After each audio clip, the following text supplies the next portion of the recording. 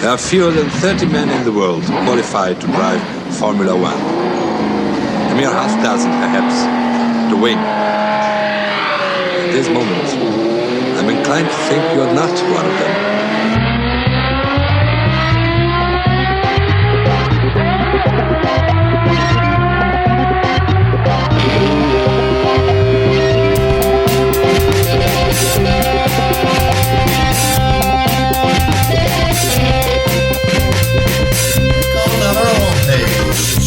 No, you want to. Keep up the good work, Stephen, and there you have it. There you go. Hello, this is Desiree for F1weekly.com. I'm your in-depth correspondent. Let's go. Good qualifying, Steve. Welcome to F1weekly.com. My name is Clark Rogers. I'm the host of the program. I'll be joined by Nasser Hamid, my co-host.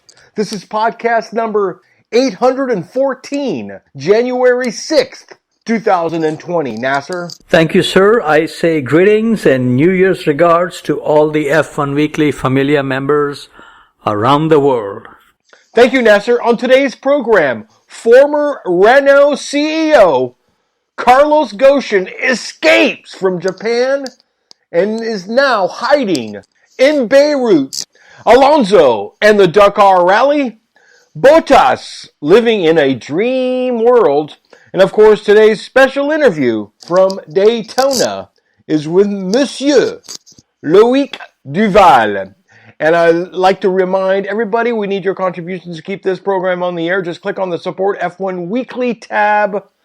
You know you'll want to. Nats, welcome to the studio. How are you? Well, I am doing very good, and I am not surprised that Mr. Carlos Ghosn has bailed out of Japan, apparently hidden in a musical instrument box. But today I read that he actually walked out of his home because the Nissan security people dropped surveillance, who knows why, and then he took the bullet train and went to this area where VIPs hop on a flight, and the Turkish company that transported him, they are also in hot water, and now Japan has issued a red alert. Interpol, they are trying to get his booty back in Nihon.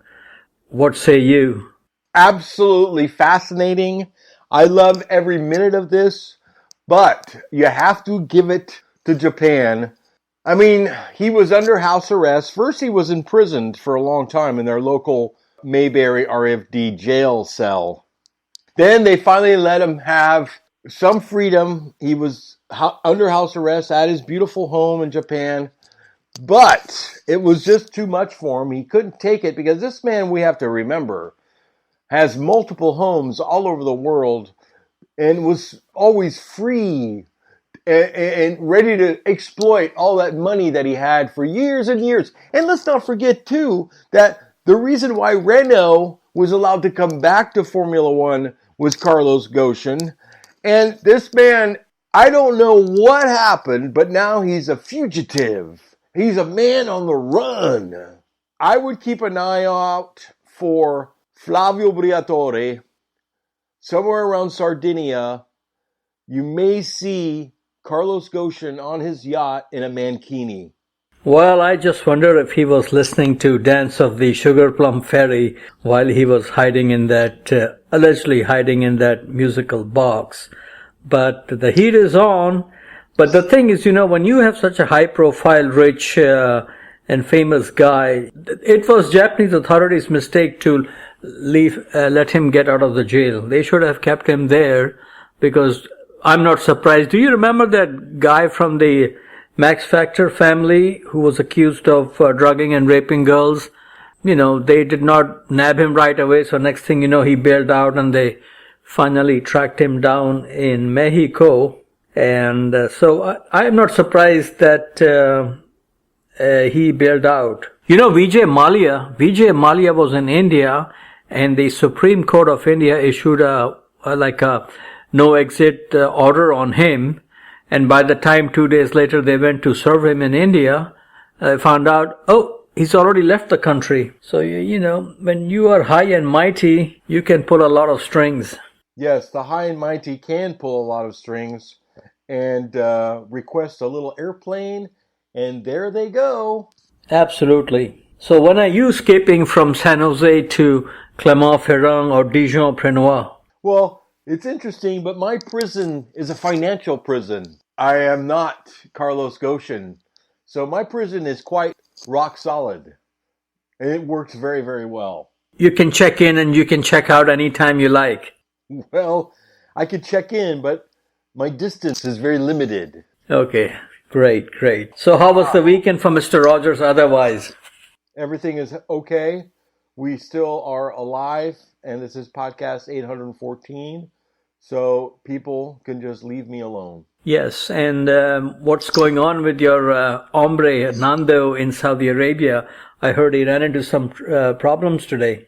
Yes, well, nothing that a whiz man like Fernando can't handle. He just got out his trusty Swiss Army knife, and he did a little MacGyver action, and they were all back on the road again.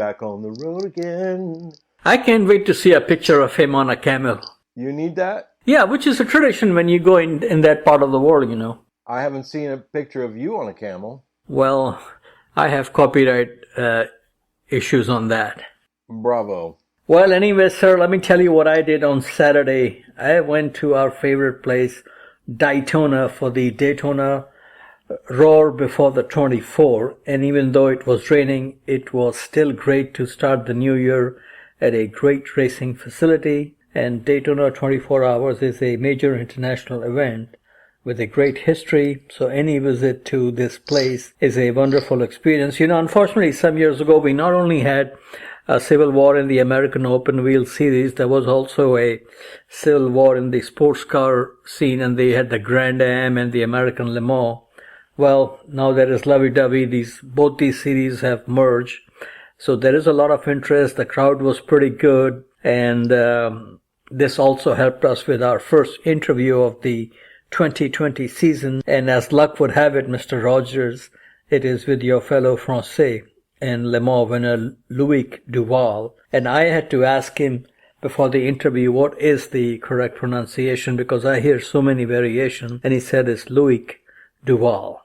So over the years, he has raced in almost anything apart from Formula 1, A1GP, Japanese Super Formula, Le Mans, DTM, and Formula E.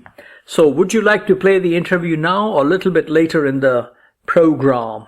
Let's make people suffer, and we'll put it in as our break for the Motorsports Mondial. Okay, great. You know, in talking of suffering, man, I want to give a shout out to all our family members in Australia. They have a lot of fires going around. I hope everybody is safe and sound. They are. You have the inside line? I have some texts coming in. Oh, that's good. That's good to hear. And sir, I also had a nice chat with cousin Felipe Nasser. Last year he did a test with an IndyCar team, but like he said, if Bordet cannot get a ride, what are my chances? And he also sampled Formula E in a few races after his Formula 1 stint with Sauber. And the good thing is, you know, when he moved here a few years ago, he won the U.S. Sports Car Championship in his rookie season on this side of the pond, and I would love to see him race in the Indy 500 someday. And all it really boils down to is money, money, money. And our buddy from days of button willow testing, Mr. Harry Tinknell, was in a good mood. Last year he was racing the Ford GT with Chip Ganassi's team, and also doing the Mazda sports car program, which is now run by Yost Racing. The Ford program is over, but for Mazda, Tinknell will be partnered at Daytona 24 Hours, and I will be there on Saturday at least for the race start by Indy 500 winner Ryan Hunter-Reay, who is a Florida native and married to sister of Robbie Gordon. Sir, do you follow Daytona 24 Hours in any shape or form? Of course, everybody loves Daytona. Well, that's good to hear. Also got to talk to Augusto Farfus. He is from Curitiba, Brazil. And I told him we once interviewed another driver from Curitiba, Mr. Ricardo Zonta. He said he knows him for sure, and they are friends. So nice to know that. And Farfus is a pretty good driver, has been with BMW for a few years now. The M8, I don't know if you've seen this M8 model they are running here with Bobby Rahal's team, is, in just my very humble opinion, one of the most beautiful and elegant designs of all time. I really, really like this M8. Beauty in simplicity, I call it. Just like the BMW M1 Pro car and the all-time king of beauty and simplicity, Ford GT40.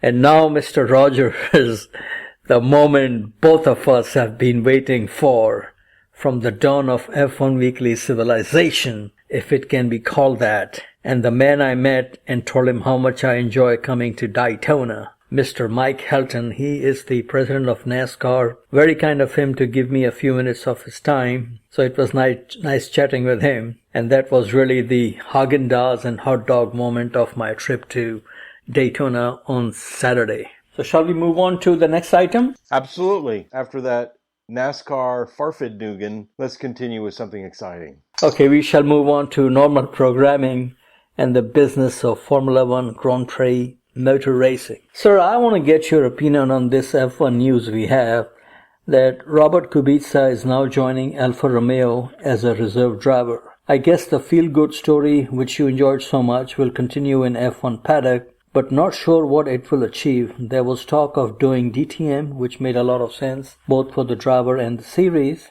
The reported 10 million sponsorship from Polish oil company, Orlen, I believe they are called, will easily buy a top ride in NASCAR. Turning only left would also be easier for the one-hit wonder of F1. Your take on him becoming a reserve driver and being part of the F1 folklore in 2020? Not surprised. If you got dollars, you're in a Formula One car.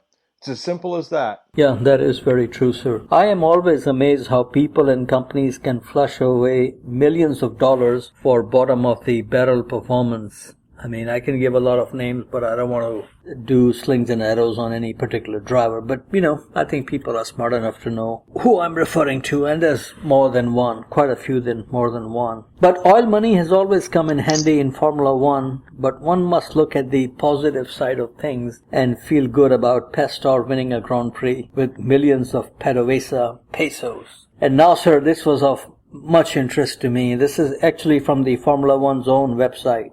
They have 5 reasons not to miss the Vietnam Grand Prix. Couple of them got my attention. Now check this out. Bumper entertainment both on and off track. Sounds like they will bring back Maldonado for one race. The other is configuration designed to encourage overtaking. Haven't we heard this before? This track will have 23 turns with a series of long S's. Maybe Max and Ocon can create some excitement here. Surprisingly, no mention of palatial rooms at the Hanoi Hilton, something your budget will easily buy, I think. Business being business, my guess is even the grandstand ticket will not include a meal at local pho. What say you? Well, I'm not going, but I do like to have a bowl of pho every once in a while. Yeah, there's one close to my place here in Tampa also. And they have, I do enjoy going there. It's good stuff there. Oh, okay, now, F1 on the move. In a chase to locate this was interesting. In a chase to locate major motorsports hotbeds after discovering Azerbaijan and Vietnam, believe it or not, Formula One is now targeting Panama. As is the trend now, it will be a street race, and guess who will design? The one and only Herman Tilke if this project comes to fruition. I think David Lee Roth should be the preferred choice for the rock concert that has become part and parcel of Grand Prix weekend these days. And this could be a hunting ground for LCH and Max, as it rains a lot in Panama. Would you like to see a race in Panama, sir, by the canal? No. Panama is a terrible place to be. You could ask Eisenhower when he was stationed there, when he was just a wee lad in the military, and he said, yes, sir, and no, sir, and where do I go, sir? And it was miserable for him. It's miserable for people now. The mold grows quicker than you could throw bleach on it. Now, Samosa was from Panama, right? I don't have the whole Central American history in front of me. Samosa was from Panama, right? Yes. Okay. Do you know the classic comment about his father, who was a pretty brutal dictator? He was the president of the United States at that time, but talking like, 50s, was cautioned about because I think 3 of the Samosa clan led the nation, But anyway, this is a famous comment made to the president of the U.S. It may have been Eisenhower that, he's out of control. We need to control this guy. A lot of people were disappearing and getting killed in Panama, and quite a few innocent, as happens in these cases. And the president of the United States responded by saying, he may be a son of a bitch, but he's our son of a bitch. And there you have it. And I'm not making this up. This is part of Central American, Latin American history. Okay, shall we talk about the doctor now, Mr. Valentino Rossi? The doctor has revealed he came very close to jumping from 2 wheels to 4 wheels. A few years back, he tested for Ferrari, and after spinning several times on the opening day, he set impressive times that even got the attention of Michael Schumacher. This is according to a Ferrari rep who was involved in the test session with the MotoGP legend. Rossi said deal was not done, as Ferrari wanted him to be a reserve driver for a season and drive a less powerful car. Do you see a rider going from MotoGP to Formula One anytime soon, sir?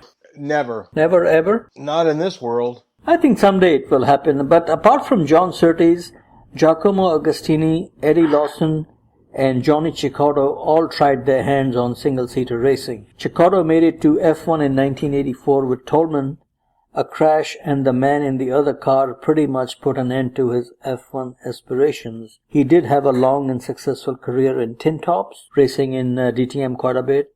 And then his son, Johnny Cicotto Jr., whom we have interviewed a few times, raced for a few years in Rapidos, also known as GP2. Okay, sir, now we come to Killing Me Softly segment. With no F1 for another 2 months, YouTube is saving the day and evenings. All kinds of great videos there, from pre-war days like the Tripoli Grand Prix and to the Tasman series. Last week, this was very, very interesting. I watched the 1989 Portuguese Grand Prix from the onboard camera on Gerhard Berger's Ferrari. Man, I tell you, I put on headphones and that symphony from Ferrari is so beautiful, you can easily forget Mozart and Beethoven. And this was on a track where Dr. Miguel and I were given a lap a few years ago, and this is also where the Yellow Helmet scored his victory numero uno for Lotus. Do you remember those days, sir?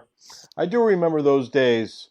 Terrific. The irony is I was watching some vintages myself, and I decided to watch Japanese Grand Prix 2005. That is a good race. I think somebody had a Dunblowed up there, I believe. It's possible, but it was still great to see Montoya, all the boys. And Fernando had already wrapped up the championship, but the Constructors' Championship was still up for grabs. Yeah, man, and talking about Japanese Grand Prix and Montoya, I think the Montoya's first win was at Monza in a Williams.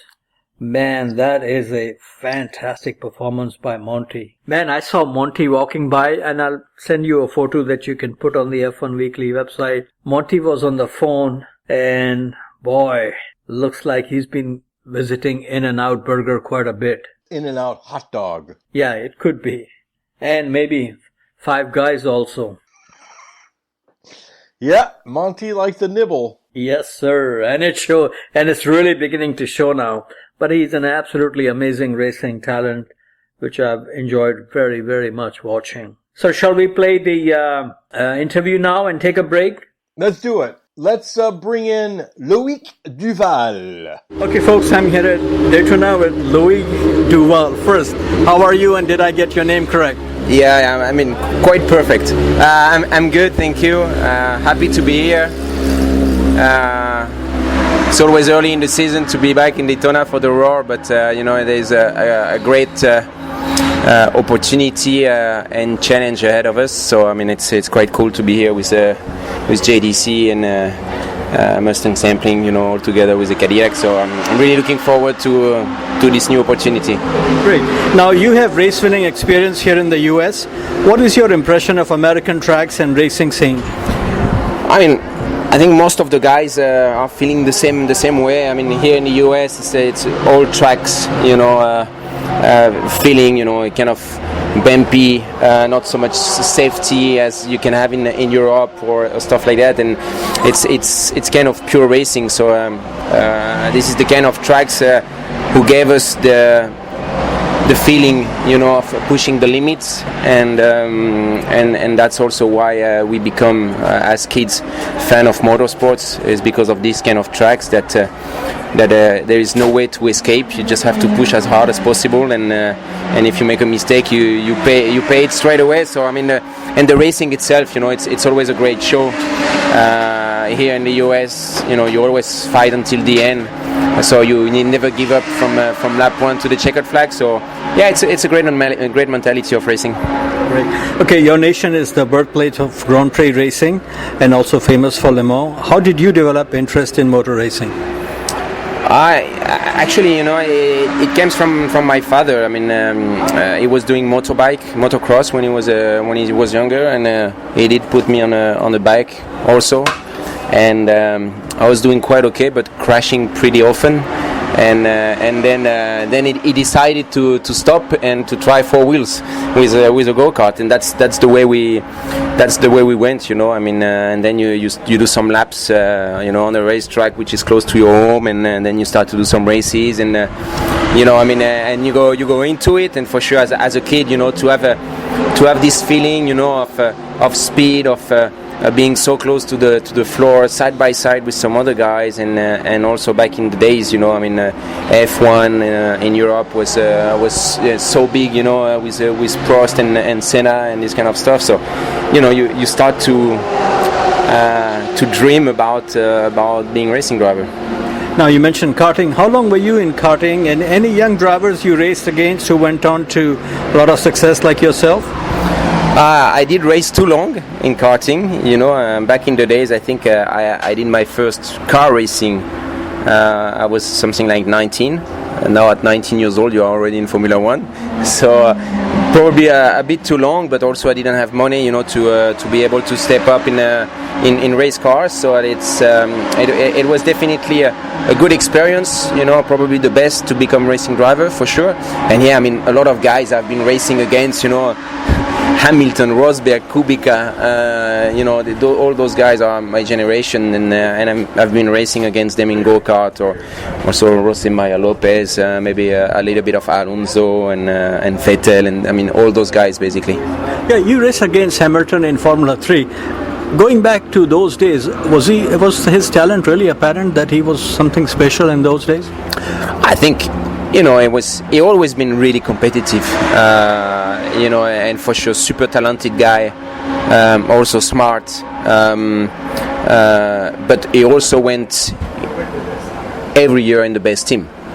It was planned that these guys go to F1, and he had all the resources. When he made it in car racing, probably not in go-kart because he's not coming from a rich family, but when he's been signed by McLaren, when he went in Formula Renault in England and Formula 3 in Europe, in GP2, he always been in the best team. So that doesn't make it does makes a little bit the life easier, but still you have to make it happen, and he made it every single year, so for sure he had probably the best package, but he was part of the best package, and I think this success in those series made him also so strong in Formula 1, because mentally nobody has been able to beat him, and that makes also a sportsman, when you feel good mentally, and when you are so strong,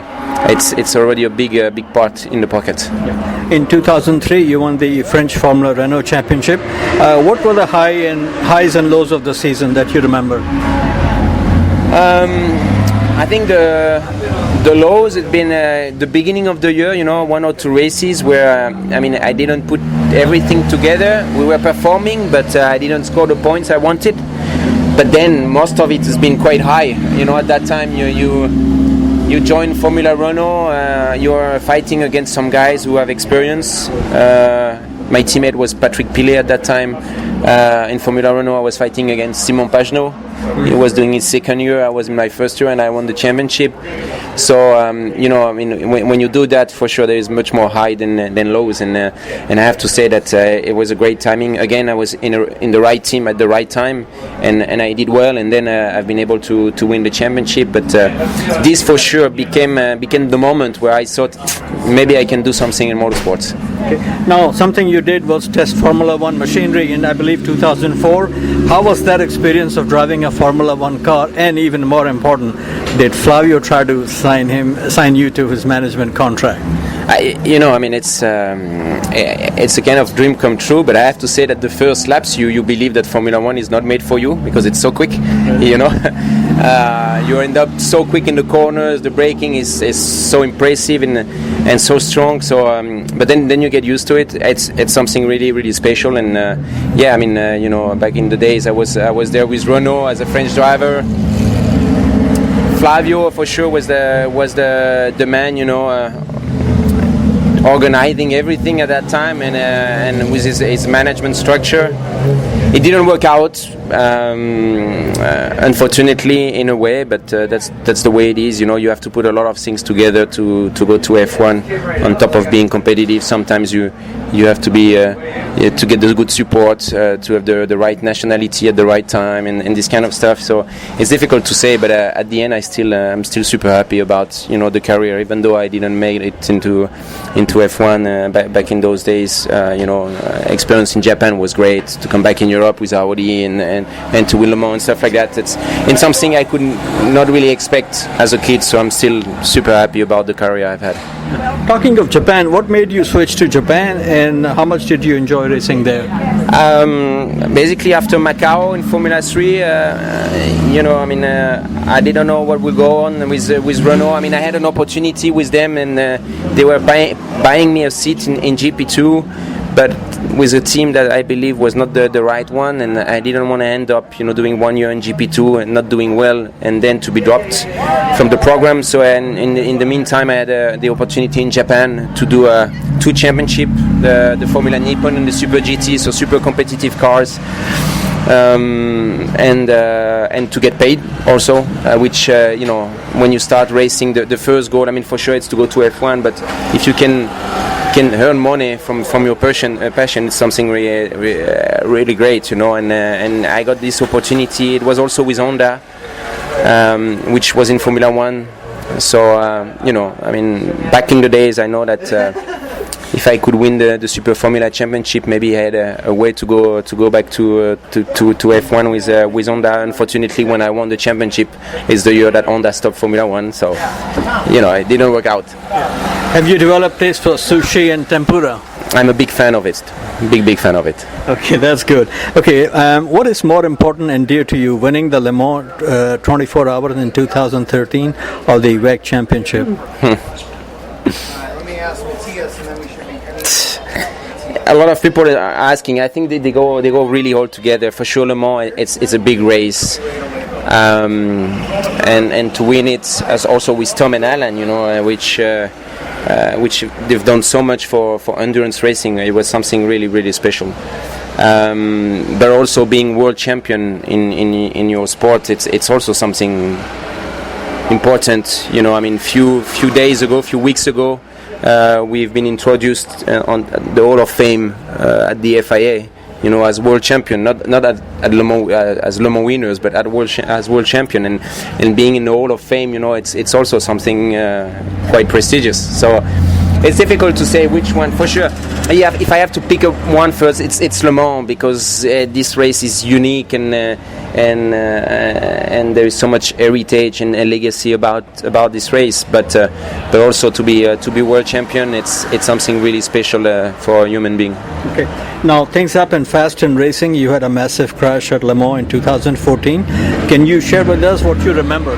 Nothing, unfortunately. I'm sorry, but what I remember is when I left the hotel in the morning, and when I wake up at the hospital the day after. Even though I was awake after the crash, I don't remember anything. I know a few things, about what I was talking about and stuff like that, and always saying the same things, minutes after minutes, and switching off and then restarting and switch it off. But now, unfortunately, I don't remember anything. What I can say also from the data is that we don't think anything major, any problem with the car. But also, I was not quicker this lap than another lap. So it's difficult to say. Either was something on the track, either I put my wheels on the grass, either I had something with the car, but I cannot guide anyone in a direction because I don't remember anything. So, and in a way, luckily for me also, when you don't have a souvenir of such of a crash, I think you don't think about it, and that's also positive for a driver, not to have something in your mind always telling you that be careful, be cautious and stuff like that. It's quite positive also in a way that I don't remember anything. Okay, that's good. Final question. Who will be the first French world champion since Monsieur Prost, Esteban Ocon or Pierre Gasly? As long as they are in their team right now, I think none of them can be world champion. I think they have the talent and they can do, But right now, unfortunately, in F1, if you don't have a Mercedes logo or maybe a Ferrari, Red Bull can help, let's say in the future. But with Renault and Toro Rosso, there is no way that they can be world champion. But I hope one of them will become world champion, whatever the car they will drive. Merci beaucoup, monsieur. Thank you so much, Thanks man. a lot. I really appreciate Bye, it. thank you. Bye-bye. Loic Duval, thanks for joining F1weekly.com. And now, as we spin the globe and go around the world with Motorsports Mondial and the king, the guru himself, Nasser Hamid. Thank you, Mr. Rogers. And today in Motorsports Mondial, we're going to look at a segment called Amazing But True. Look at some interesting Formula One factoid. There was a time when we had variety of engines during a Grand Prix. 4-cylinder 4DFE, Alpha Flat 12, Matra V12.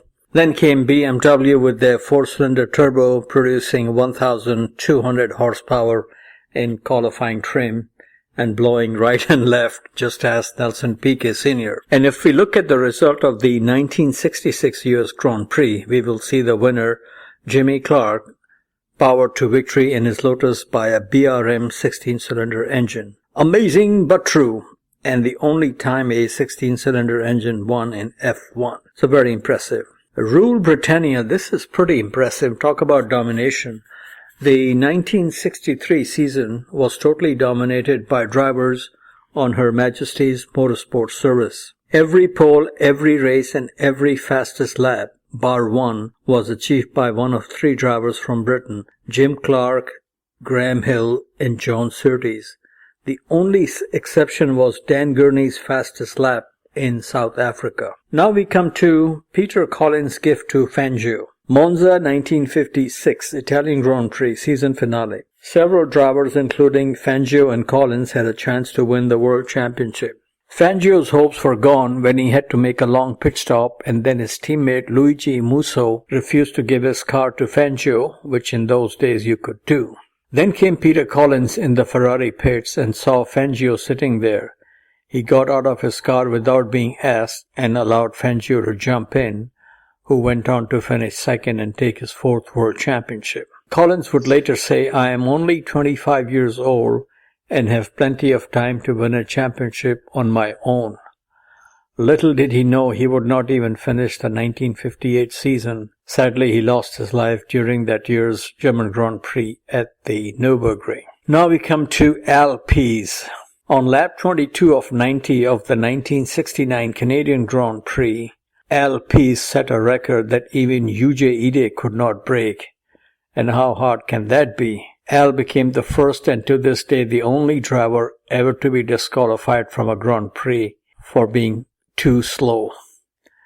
If only Milka Duno had a super license. Now, this guy from Germany, Hans Heyer, he went even better than Al Pease. He was from the town of Mönchengladbach, which is also the hometown of Nick Heidfeld and Heinz-Harald Frentzen. Hire-won sports car races at the Nürburgring, Watkins Glen, and Sebring. He only started one Formula One race, the 1977 German Grand Prix, and even his start was illegal. He had failed to qualify, but joined the race from the pit lane after the start, but his race lasted only 9 laps. Now we come to the 1997 season finale, European Grand Prix. The race is remembered for the championship deciding clash between Jacques Villeneuve and Michael Schumacher and Mika Hakkinen's first Grand Prix win. What was amazing but true was the qualifying time set by the top 3 drivers on the grid, Villeneuve, Schumacher, and Frentzen. All 3 set the same time, 1 minute 21.072. Jacques got the pole as he was the first to set this time. Now we come to a recent event, 2011 Canadian Grand Prix. And who would have thought an F1 race longer than Daytona 500 time-wise? Amazing but true. According to F1's website, the race took 4 hours, 4 minutes, 39 seconds, the longest ever, thanks to heavy rain on that day. When it was almost over on the final lap, Jenson Button made a splash and dash to the checkered flag after race leader Sebastian Vettel went slightly off course, a scene that was recreated on foot last winter by yours truly and our webmaster, Mr. Toby Dawes from upstate New York. And I think we put this on the YouTube also, our claim to fame on YouTube. Now let's look at the oldest Grand Prix winner. This is interesting. Graham Hill won the 1969 Monaco Grand Prix at the age of 40. Fangio was 46 years old when he won his final and greatest race in 1957 at the Nürburgring. But the oldest F1 winner from Grand Prix racing was Italian Luigi Fagioli, who won the 1951 French Grand Prix at Reims at the age of 53 years and 22 days. This was achieved after he was told to give his car to Fangio, who was having issues with his own Alfa Romeo.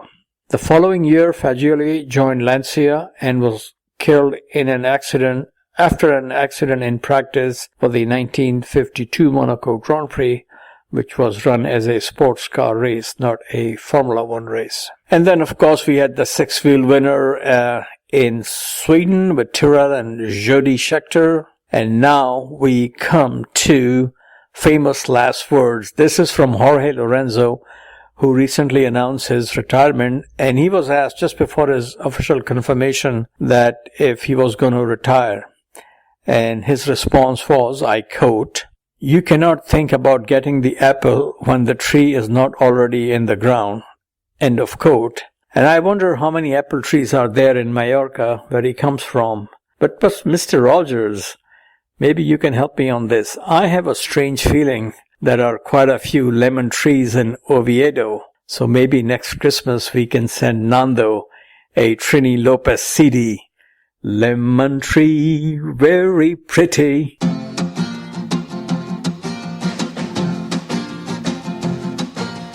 I was just a lad of 10. My father said to me, "Come here and take a lesson from a lovely lemon tree. Don't put your faith in love, my boy," my father said to me. "I fear you'll find that love is like a lovely lemon tree." Would you like to make some lemonade out of that? Well, the irony is, some people don't know this, but I sell vintage vinyl online, and the last record that I just sold last week, believe it or not, and you didn't know this, was Trini Lopez. I have only one word for that. Karma. Bravo, bravo, and bravo. And Mr. Rogers, Nando is so important in my life. Again, not making this up. Tomorrow I have an appointment with my doctor, and what's his name? Dr. Alonso. And do you tell him to don't let the domination bother him? Yes. He does know the man, but he said he's not related to him. But he is deeply. Yeah, somehow in the past, their paths must have crossed. So, sir, I want to ask you a question. Oh, this will get your attention.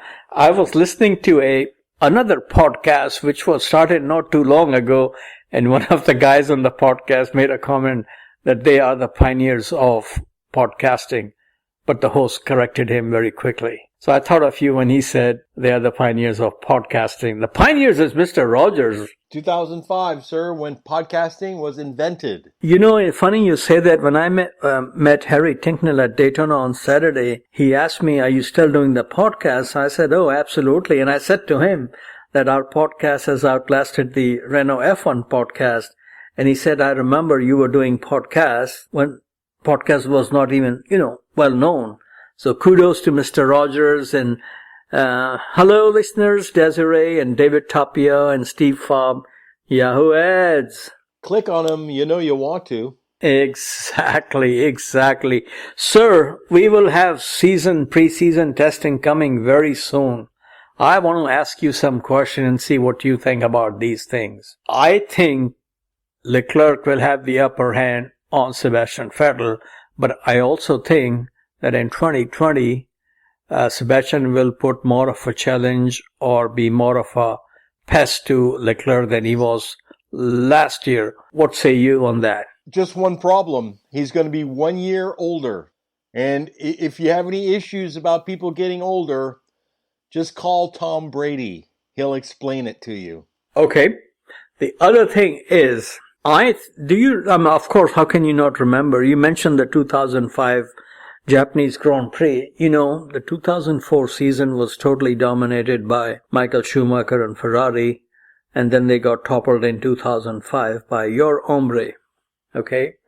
I have been thinking that if that scenario gets played out this year, I think you and I both agree it won't, but if it does play out, I think Red Bull, Honda, and Max have a bigger chance of toppling LCH than the Ferrari drivers. And I say this because Ferrari drivers will more likely help Lewis because they will take wins and points from each other. What say you? Well, that's a nice fantasy. Unfortunately, Toto is a smart man. Mercedes are very smart. They've got power that they haven't even shown us yet. It's called the extra tank, as we call it. Just ask Honda about the extra tank. It's going to be all Mercedes, and I hate to tell everybody that we're going to be really bummed out in 2021, where things are going to look different, they're going to smell different, they're going to sound different, and the results will be the same. You mentioned this extra tank. I don't know if I mentioned this in a previous podcast. I was having a long chat with one of the most experienced journalists, and he brought up this issue of extra tank. And he said Ferrari did the same thing in the Schumacher days. And I asked him how come it was never came out. He said because you cannot come out with things that you cannot prove. And then he gave me the reference to Schumacher setting fastest time in Hungary. Remember, he was given a radio signal by Mr. Braun, and you have so many laps to put in.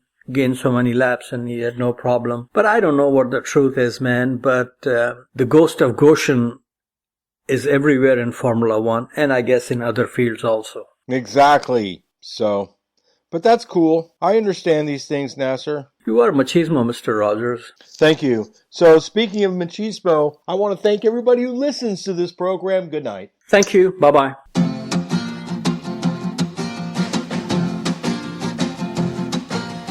I was just a lad of 10. My father said to me, come here and take a lesson from a lovely lemon tree. Don't put your faith in love, my boy. My father said to me, I fear you'll find that love is like a lovely lemon tree. Lemon tree, very pretty, and the lemon flower is sweet. But the fruit of the poor lemon is impossible to eat. Lemon tree, very pretty, and the lemon flower is sweet. But the fruit of the poor lemon is impossible to eat. Beneath the lemon tree one day, my love and I did lie. girl so sweet that when she smiled, the stars rose in the sky. We passed the summer lost in love beneath the lemon tree. The music of her laughter hid my father's words from me. Lemon tree, very pretty, and the lemon flower is sweet, but the fruit of the poor lemon is impossible to eat. Lemon tree, very pretty, and the lemon flower is sweet, but the fruit of the poor lemon is impossible to eat. One day she left without a word. She took away the sun, and in the dark she left behind. I knew what she had done. She left me for another. It's a common tale but true. A sadder tale but wiser now. I sing this song to you. Lemon tree,